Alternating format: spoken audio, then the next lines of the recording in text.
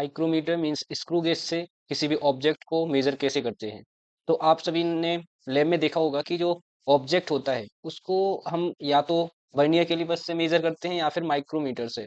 तो माइक्रोमीटर का यूज कब किया जाता है, जब ऑब्जेक्ट 1 सेंटीमीटर से लेस होता है और हमको एग्जैक्ट वैल्यू उसकी फाइंड करनी होती है, उसका डायमीटर, रेडियस जो भी है फाइंड करना होता है, तो हम किसका यूज करते हैं, माइक्रोमीटर का। अगर वो ऑब्जेक्ट 1 सेंटीमीटर से बड़ा है या फिर 1 सेंटीमीटर का से लेस है, तो उसमें क्या है, थोड़ा एरर रहता है उस वैल्यू में। तो स्क्रू गेज की हेल्प से हम एग्जैक्ट वैल्यू फाइंड करते हैं, तो हमारा जो फाइनल आंसर होता है किसी भी एक्सपेरिमेंट का, उसमें कोई एरर नहीं होता है, वो जो वैल्यू आती है वो रॉन्ग नहीं होती है। तो सबसे पहले हम समझ लेते हैं कि स्क्रू गेज के बारे में, इसके पार्ट्स के बारे में। तो सबसे पहले आप देख सकते हो यहाँ पे जो जहाँ पे एरो का साइन दिख रहा है आपको, वहां पे फोकस कीजिए आप। तो यहाँ पे ये जो है इसको बोलते हैं एनबिल, है ना, जहाँ पे इस ऑब्जेक्ट को अटैच इसके साथ किया जाता है, ठीक। तो इसको बोलते हैं एनबिल। देन इसके बाद इसको बोलते हैं स्पेंडल। और ये जो यू फ्रेम दिख रहा है आपको, या तो आप इसको यू फ्रेम बोल सकते हो या फिर इसको मेटालिक फ्रेम भी बोलते हैं, मेटल जो मेटल से बना हुआ फ्रेम। देन इसके बाद यहाँ पे आप देख सकते हो इस सर्कुलर स्केल है। ये जो सबसे पहले तो ये जो दिख रही है 0, 1 mm, 2 mm, 3 mm, ऐसे 20, है ना, 0 mm, 10 mm, 20 mm। तो ये क्या है, ये जो स्केल है इसको बोलते हैं मेन स्केल या फिर लीनियर स्केल, है ना, जो कि स्टेशनरी कंडीशन में होती है। और ये जो इसके अबाउट जो रोटेट करती है इसको बोलते हैं सर्कुलर स्केल, है ना, जो इसके चारों ओर घूमती है, तो इसको बोलेंगे सर्कुलर स्केल, ठीक। तो आप सभी ने देखा होगा लैब में, अब हम लोग जो है यूज करते हैं इसका, स्क्रू गेज का। तो अब इसके पार्ट्स के बारे में जान लिया, और इसको बोलते हैं यहाँ से लेकर यहाँ तक थिम्बल, है ना। और इसको बोलते हैं रिचेट, जिसकी हेल्प से हम इसको जो है रोटेट करते हैं आगे पीछे, है ना। फिर देन इसके बाद देखिए आप, इसमें जो है इसका स्केल कितने का है, 30 mm का है टोटल। और किसी में जो है यहाँ पे ये अलग अलग होता है स्केल का मेजर। यहाँ पे सर्कुलर स्केल में यहाँ पे आपको 50 डिवीजन दिख रहे हैं, और किसी किसी में 100 डिवीजन होते हैं। तो अलग अलग स्क्रू गेज होता है पिच के हिसाब से, ठीक। तो यहाँ पे आप देखिए लीनियर स्केल के बारे में थोड़ा सा, स्केल है यहाँ से 1 mm, 2 mm, 3 mm, 4 mm, 5 mm। ये इसका 5 नंबर होगा, मतलब कि 0.5 सेंटीमीटर, और में देखे तो 5 mm मिलीमीटर। और यहाँ पे जब 0 से लेकर 10 तक का जो स्केल है ना, ये होगा अपना 1 सेंटीमीटर के बराबर, ठीक। देन अब देखिए, हम सबसे पहले इसका लीस्ट काउंट निकालना देख लेते हैं। तो लीस्ट काउंट कैसे निकालते हैं, लीस्ट काउंट को हम जो है इसकी जो पिच होती है ना, वैल्यू ऑफ वन पिच, मतलब कि अब यहाँ पे पिच क्या होती है, पिच मतलब कि अभी देखिए इसमें नो एरर दिख रहा है आपको। हम्म, हाँ, देखिए यहाँ पे क्या है, नो एरर है, मतलब कि जीरो से, अभी मैं एरर के बारे में बताऊंगा आपको, 0 से 0 कोइंसाइड हो रहा है, मतलब कि ये जो है इसके साथ मिल रहा है यहाँ पे, तो मतलब कि इसमें नो एरर है, 0 mm का एरर है, कोई सा भी एरर नहीं है। अब देखिए यहाँ पे ये जो माइक्रोमीटर है, ठीक।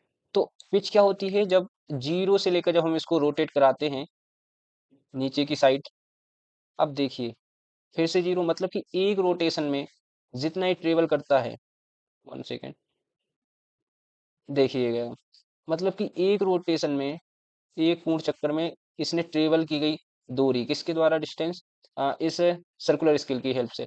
तो देखिए इसने कितनी 1 mm की अभी जो डिस्टेंस ट्रेवल की, मतलब कि इसका पिच क्या है 1 mm।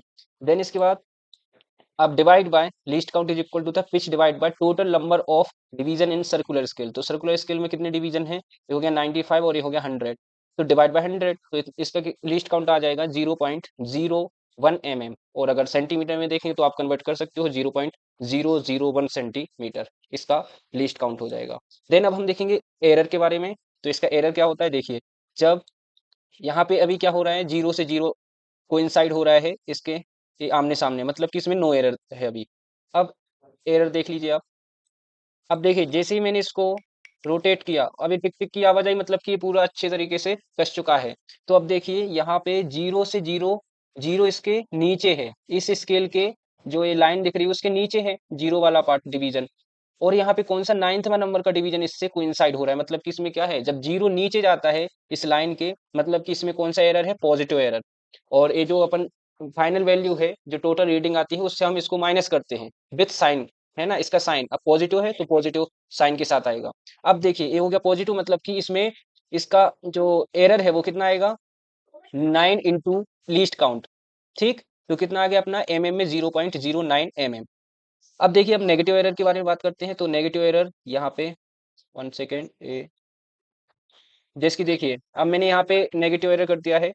तो अब देखिए, अब जैसे ही मैंने इसको किया, तो 0 कहाँ जा रहा है? ऊपर आ रहा है और ये जो टर्म्स है, 100 के नीचे वाली टर्म्स है, यहाँ पे दिख रही है इसके लाइन के नीचे। तो यहाँ पे क्या करेंगे? यहाँ पे 100 माइनस एक्स मतलब कि एक्स की वैल्यू जो यहाँ पे दिख रहा है आपको डिवीजन, तो 100 माइनस 94 है ना? तो कितना अपना बचा? 6। देखेंगे ऑब्जेक्ट को कैसे हम मेजर करते हैं। तो ये ऑब्जेक्ट है, मान लो आपके पास सिलेंड्रिकल ऑब्जेक्ट हो गया, इसकी थिकनेस, डायमीटर जो भी आपको मेजर करना है वो इसकी हेल्प से कर सकते हो। तो यहाँ पे मैंने इसको रख दिया, ठीक। देन इसके बाद मैंने इसको रोटेट किया, ये मैं रोटेट कर रहा हूँ, आप देखिए रिजिट की हेल्प से। अब देखिए टिक टिक की आवाज आई, आपको इसको छोड़ देना है। देन इसके बाद आपको यहाँ पे मेन स्केल जो है लीनियर स्केल, ए वाली स्केल, इसके खाने देखना है। तो यहाँ पे 1 1 2 है ना? 2 mm आ रहा है इसका। और अगर सेंटीमीटर में देखें तो 0.2 सेंटीमीटर। देन इसके बाद main scale total reading is equal to होता है मेन स्केल रीडिंग मतलब कि 2 mm। अब 2 mm के आगे कितना है वो सर्कुलर स्केल की हेल्प से अपन देखेंगे।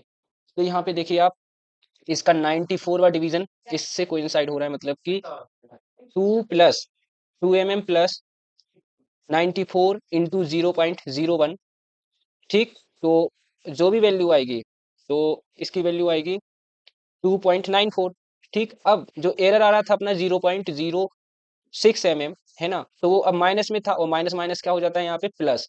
तो वो आ जाएगा अपना टोटल रीडिंग आ जाएगी 3 mm, मतलब कि इसका जो डायमीटर होगा इस ऑब्जेक्ट का वो कितना है? 3 mm। अब देखिए, अब पॉजिटिव एरर है, मान लो पॉजिटिव एरर कर देता हूँ, चलो मैं 9 कर दिया मैंने पॉजिटिव एरर, ठीक। अब देखिए ऑब्जेक्ट को मैंने यहाँ पे रखा, देन इसके बाद आपने इसको टाइट किया, ठीक। अब इसको जैसे टिक टिक की आवाज आने लगी, आपने इसको छोड़ दिया।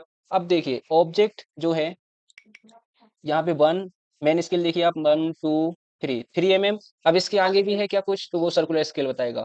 तो 3 mm प्लस ये जो सर्कुलर स्केल का डिवीजन है वो कौन सा डिवीजन है? 1 टू 9, 9वां डिवीजन आपको दिख रहा है। तो ये प्लस साइन में आएगा इसका एरर, ठीक। एरर कितना था इसमें? 1 सेकंड, पहले एरर देख लीजिए आप। 1 सेकंड,